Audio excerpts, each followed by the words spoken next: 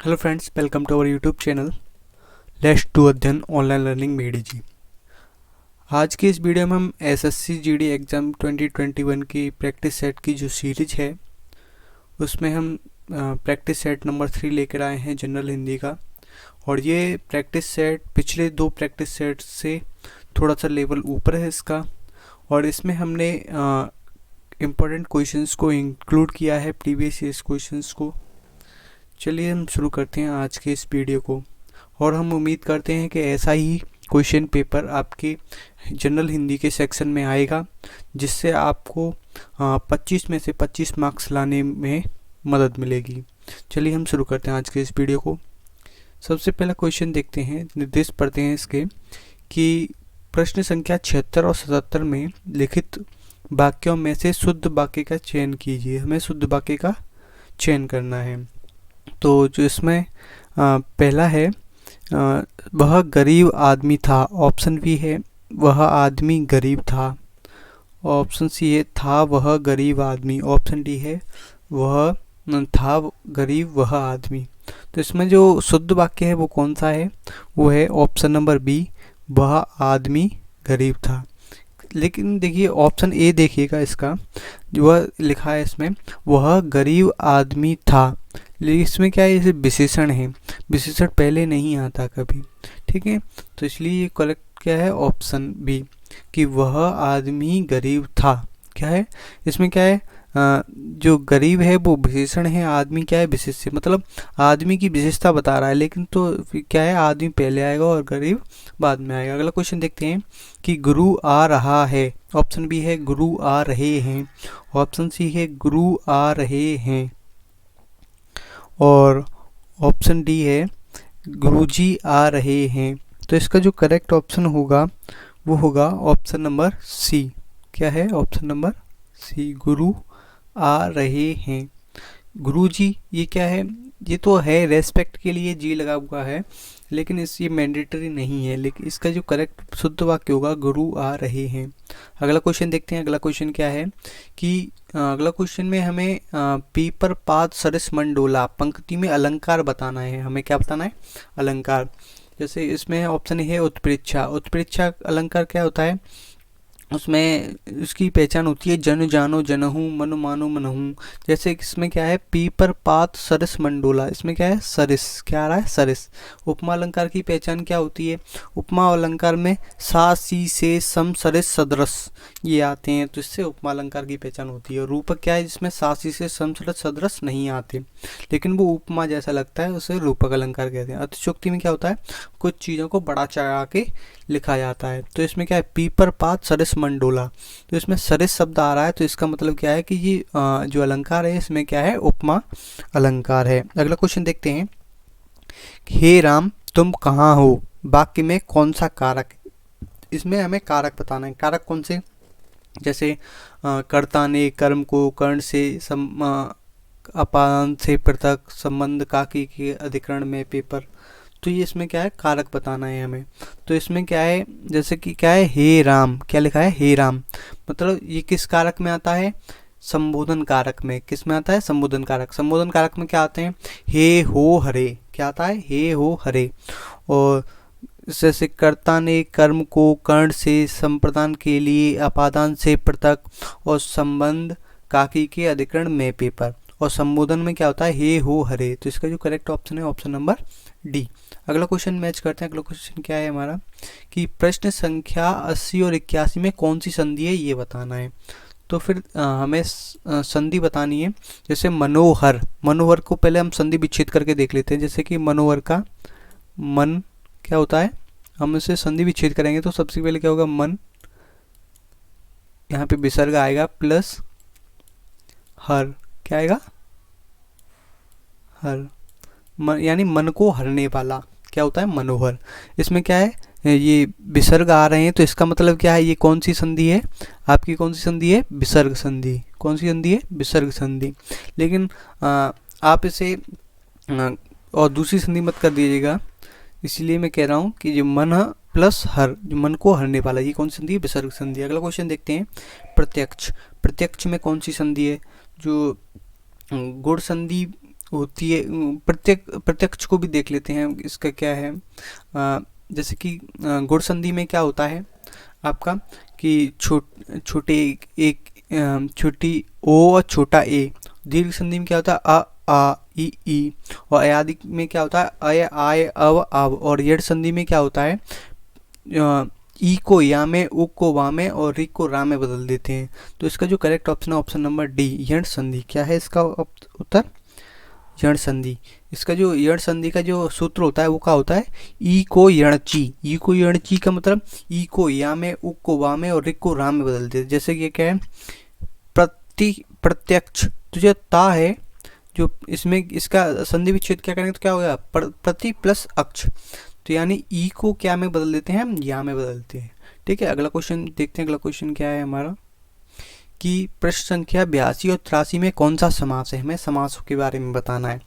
तो देखते हैं क्या है, परमानंद का समास बताना है। तो इसमें ऑप्शन है द्वंद्व समास। द्वंद्व समास में क्या होता है, इसमें दोनों पद प्रधान होते हैं, जैसे माता और पिता, भाई और बहन। और जैसे कर्मधारय समास क्या होता है, जिसमें पहला पद विशेषण और दूसरा पद विशेष से होता है। और ये अव्ययी भाव समास में क्या होता है, इसमें उपसर्ग लगे होते हैं। और जो बहुब्रीहि समास में क्या होता है, जो द्वंद्व समास का उल्टा होता है, जिसमें क्या होता है तीसरा पद प्रधान होता है, जिसमें पहला और दूसरा पद प्रधान नहीं होकर तीसरा पद प्रधान होता है। जैसे लंबोदर, लंबोदर का मतलब क्या होता है गणेश, तो इसीलिए इसमें क्या तीसरा पद प्रधान होता है। जिसमें क्या है परमानंद, परम प्लस आनंद, यानी इस ये कौन सा समास है, परम क्या है आपका विशेषण, यानी ये विशेषता बता रहा है कैसा है, और आनंद क्या है विशेष। तो ये विशेषण प्लस विशेष, इसलिए ये कौन सा समास है, कर्मधारय समास। कौन सा समास है ये, कर्मधारय समास। अगला क्वेश्चन देखते हैं कि पंचवटी। पंचवटी यानी इसमें पहले संख्या बता रहा है, उसके बाद दूसरा पद इसमें प्रधान होता है और पहला संख्यावाची होता है। वो कौन सा समास होता है, चलो देख लेते हैं ऑप्शन इसके। बहुब्रीहि समास में क्या होता है, इसमें तीसरा पद प्रधान होता है। कर्मधारय समास में क्या होता है, जैसे हमने ऊपर बताया पहला पद विशेषण दूसरा विशेष से होता है। और द्वंद्व समास में क्या होता है, दोनों पद प्रधान होते हैं। लेकिन जो द्विगु समास होता है, क्या है द्विगु समास, उसमें क्या होता है पहला जो शब्द होता है, पहला पद होता है वो संख्यावाची होता है, दूसरा पद प्रधान होता है। तो फिर इसका जो करेक्ट ऑप्शन है ऑप्शन नंबर डी, क्या है पंचवटी का द्विगु समास। ठीक है, अगले क्वेश्चन की ओर मुख करते हैं। अगला क्वेश्चन क्या है कि प्रश्न संख्या 84 और 85 में लिखित शब्दों के विलोम शब्द बताने हैं हमें। तो धनी, धनी का विलोम शब्द बताना है धनहीन, अधीन, अधनी और निर्धन। धनी मतलब पैसे वाला और निर्धन मतलब गरीब। ठीक है, तो इसका जो ऑप्शन है option number D correct answer है। अगला क्वेश्चन देखते हैं अपशकुन। अपशकुन के ऑप्शन पढ़ लेते हैं, अशकुन, शकुन, पुण्य और पावन। तो इसका जो करेक्ट ऑप्शन है वो है हमारा ऑप्शन नंबर बी, अपशकुन का जो विलोम शब्द होता है शकुन, और शकुन का विलोम शब्द होता है अपशकुन। अगला क्वेश्चन की मूव करते हैं। अगला क्वेश्चन क्या है हमारा कि प्रश्न संख्या 86 और 87 में लिखित लोकोक्तियों या मुहावरों के सही अर्थ चुनकर लिखिए। हमें मुहावरों के सही अर्थ बताने हैं। जैसे इसमें पहला है अवसर का लाभ उठाना। तो इसमें ऑप्शन देख लेते हैं, फूला ना समाना। ऑप्शन बी है अंगारों का पर पैर रखना। ऑप्शन सी है आकाश पाताल एक करना। ऑप्शन डी है बहती गंगा में हाथ धोना। तो अवसर का लाभ उठाना का मतलब होता है बहती गंगा में हाथ धोना। मतलब जैसे बगुला होता है वो नदी की तरफ देखता रहता है, तो जैसे ही मछली आती है वो तुरंत उसे ले लेता है, ऐसे ही कहते हैं अवसर का लाभ उठाना। तो जैसे मतलब बहती गंगा में हाथ धोना मतलब जैसे ही आपके पास कोई अपॉर्चुनिटी आई आपने उसे तुरंत ग्रिप कर लिया, मतलब उसे तुरंत ले लिया। ठीक है, जैसे कि आपका ये एग्ज़ाम चल रहा है तो आपने अब फॉर्म भरे और आप अपनी मेहनत कर रहे हैं उस वैकेंसी को, एक वैकेंसी को पाने के लिए, ऐसे ही आप अवसर का लाभ उठा रहे हैं। और अगला क्वेश्चन देखते हैं कि बाधा डालना। बाधा डालना क्या होता है, मतलब किसी की कि कोई काम कर रहा है उसको हम रोकते हैं, उस काम को ना करने देना चाहते हैं उसे। इसका ऑप्शन ये है दांतों में जीभ होना, रोड़ा अटकाना, पाला पड़ना, बरस पड़ना। तो इसका जो करेक्ट ऑप्शन है ऑप्शन नंबर बी, रोड़ा अटकाना। ठीक है, अगला क्वेश्चन की ओर मूव करते हैं। अगला क्वेश्चन क्या है हमारा, धरित्री का तद्भव रूप बताना है। क्या बताना है, तद्भव रूप। तो तद्भव क्या होता है, जैसे कि कोई संस्कृत का शब्द है लेकिन वो हिंदी में यूज हो रहा है, लेकिन उसका क्या है जो स्वरूप है वो बदल गया है, उसे बोलते हैं हम तद्भव रूप। तो ऑप्शन देख लेते हैं, धरिता क्या, धरिता, धारिती, धरित्री और ऑप्शन डी है धरती। तो इसका जो करेक्ट ऑप्शन है ऑप्शन नंबर डी, धरती। इस धरित्री का तद्भव रूप है धरती। अगला क्वेश्चन देखते हैं कि करपट का तद्भव रूप बताना है, इसका भी हमें तद्भव रूप बताना है। तो इसका ऑप्शन है कपट, कारपेट, कपूर और कपड़ा। जैसे कपूर का क्या होता है, तत्सम कर्पूर, ठीक है। लेकिन इसका जो तद्भव रूप है करपट का वो है ऑप्शन नंबर डी, कपड़ा। करपट का जो तद्भव रूप होता है वो क्या होता है, कपड़ा। अगले क्वेश्चन की ओर मूव करते हैं। अगला क्वेश्चन क्या है हमारा कि छत से ईंट गिरी वाक्य में कौन सा कारक है। मैंने आपको कारक के बारे में पहले ही बताया था, और जो पिछली जो हमारी वीडियो थी उनमें मैंने आपको बताया है, डिटेल्स में बताया है कारकों के बारे में भी। और आप हम जो पिछले 2 प्रैक्टिस सेट हैं, प्रैक्टिस सेट 1 और प्रैक्टिस सेट 2 को देखना मत भूलिएगा। और हमारे चैनल को सब्सक्राइब भी ज़रूर कर लीजिएगा, जिससे हम आगे आने वाले प्रैक्टिस सेट्स को भी आप तक पहुंचा सकें। और बेल आइकन को ज़रूर प्रेस कर लीजिएगा। छत से ईंट गिरी वाक्य में कौन सा कारक है ये बताना है हमें।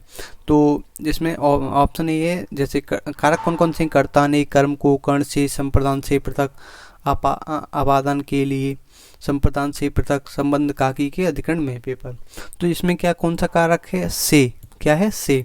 तो संबंध काकी के होता है, आपादन से पृथक, संप्रदान के लिए अधिकरण में पेपर। तो इसमें क्या है से। लेकिन ईंट गिरी, छत से ईंट गिरी, संप्रदान से होता है अपादान से पृथक। पृथक का मतलब होता है एकदम अलग हो जाना। जैसे पेड़ से पत्ता गिरता है तो इसका संबंध नहीं रहता पेड़ से, ऐसे बिल्कुल अलग हो जाना। जैसे संप्रदान से मतलब के कारण होता है, ठीक है। लेकिन छत से ईंट गिरी, छत से अगर ईंट गिरेगी तो छत से तो चिपकी नहीं रहेगी, वो एकदम अलग हो जाती है। तो इसका जो ऑप्शन है ऑप्शन नंबर बी, अपादान। क्या होगा उसका correct option, option number B. अगले क्वेश्चन की मुख पड़ता है। अगला क्वेश्चन क्या है कि मुकुंद किसका पर्याय है। पर्याय मतलब क्या होता है, पर्यायवाची है। तो इसका ऑप्शन देखते हैं, विष्णु, शिव, सूर्य और कामदेव। तो इसका जो करेक्ट ऑप्शन है ऑप्शन नंबर ए। अगला क्वेश्चन देखते हैं। अगला क्वेश्चन क्या है हमारा कि प्रश्न संख्या 92 और 93 का सही विकल्प चुनिए। जंगल में लगने वाली आग। तो इसका हमें पर्याय वो बताना है हमें कि इसका एक शब्द क्या है। तो इसका जो ऑप्शन है जठरानल, दावानल और बड़वानल और कामानल। तो इसका जो करेक्ट ऑप्शन है ऑप्शन नंबर बी, दावानल। जैसे इसे हम अलग अलग करेंगे तो दाव प्लस अनल। दाव का मतलब होता है वन या फिर जंगल, अनल का मतलब होता है आग, यानी जंगल में लगने वाली आग क्या होता है, दावानल। अगला क्वेश्चन देखते हैं। अगला क्वेश्चन क्या है, कष्ट से संपन्न होने वाला। तो ऑप्शन देखते हैं, कष्टकारी, कष्टप्रद, कष्ट साध्य और इनमें से कोई नहीं। तो इसका जो करेक्ट ऑप्शन है ऑप्शन नंबर सी, कष्ट साध्य। अगला क्वेश्चन देखते हैं। अगला क्वेश्चन क्या है हमारा कि जलज किस प्रकार का शब्द है। जलज का मतलब होता है जल से उत्पन्न होने वाला। तो जल से उत्पन्न होने वाला कौन सा किस प्रकार का शब्द है। इसमें क्या है, यौगिक। यौगिक का मतलब 2 शब्दों से मिलकर बना होता है, लेकिन दोनों का अर्थ दोनों को एक ही अर्थ होता है। मतलब दोनों के अलग अलग अर्थ होते हैं, लेकिन जब वो मिल जाते हैं तो उनका अर्थ चेंज नहीं होता। लेकिन योग रूढ़ का मतलब क्या होता है, मतलब शब्द तो दोनों से मिलकर बना होता है, यौगिक की तरह होता है, लेकिन इसका जो अर्थ होता है वो तीसरा होता है। देशज का मतलब क्या होता है, जो हम स्थानीय भाषा में यूज करते हैं, जिन शब्दों को उसे देशज कहते हैं, तब आपको पता ही है।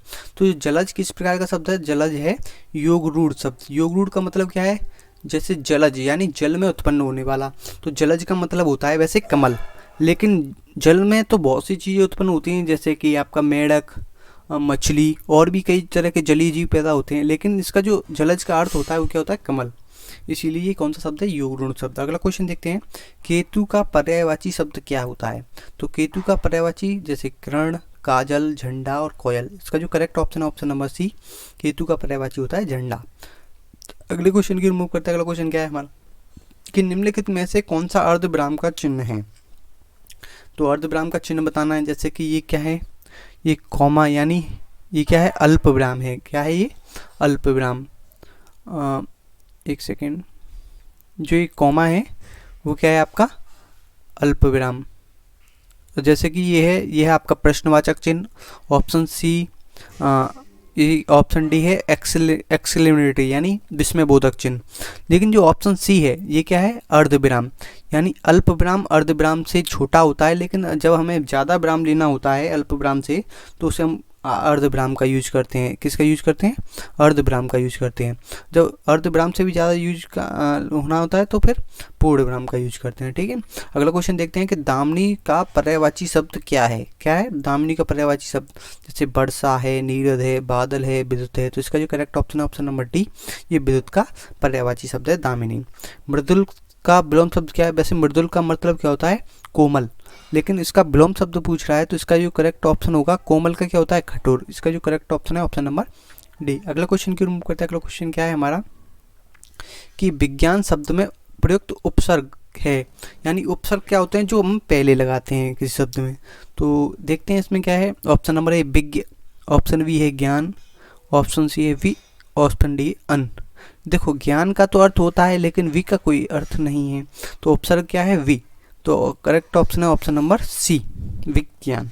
सर्वनाम कितने भेद होते हैं, सर्वनाम के ऑप्शन ए है 3, B 4, option C 5, option D 6। कितने भेद होते हैं, सर्वनाम के 6 भेद होते हैं। जैसे अनिश्चय वाचक सर्वनाम, निश्चयवाचक सर्वनाम, ऐसे कई 6 भेद होते हैं। ठीक है, थैंक्स फॉर वॉचिंग। और आप हमारा वीडियो अच्छा लगा हो तो आप इसे सब्सक्राइब करना मत भूलिएगा। और अगर आपको पीडीएफ चाहिए तो आप हमें कमेंट करके बताइएगा और अपनी राय देना हमें मत भूलिएगा। Thanks for watching, happy learning. और आप आने वाले हमारे जो प्रैक्टिस सेट हैं, जो 10 सीरीज है प्रैक्टिस सेट्स की, उन्हें आप देखना मत भूलिएगा। Thank you.